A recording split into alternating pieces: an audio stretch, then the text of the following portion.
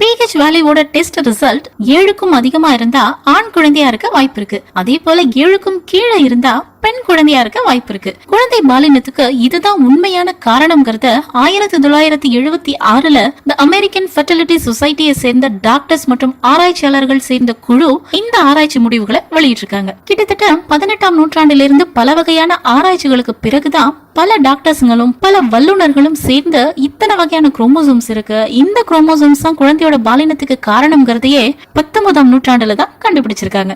1990கள்ல sperm sorting அப்படிங்கிற ஒரு கருத்தரித்தல் முறை கொண்டு வரப்பட்டது. அதாவது ஆண்களோட ஸ்பெர்ம்ல இருக்க குரோமோசோம்ஸோட வேகத்தை கணக்கிட்டு எக்ஸ் குரோமோசோம்ஸையும் ஒய் குரோமோசோம்ஸையும் தனித்தனியா பிரிச்சு தேவைப்படுற குரோமோசோம்ஸ் மட்டும் பெண்களோட கருமுட்டைக்குள்ள செலுத்துற முறை. இந்த செயல்பாடுக்காக லண்டன் மற்றும் பெர்மிங்கம்ல கிளினிக்கே ஓபன் பண்ணி ரன் பண்ணிருக்காங்க. இது அந்த அளவுக்கு பலன் தரல. அதுக்கு அடுத்தபடியா யூஎஸ்ல விர்ஜீனியாங்கிற இடத்துல இருக்க இன்ஸ்டிடியூட்ல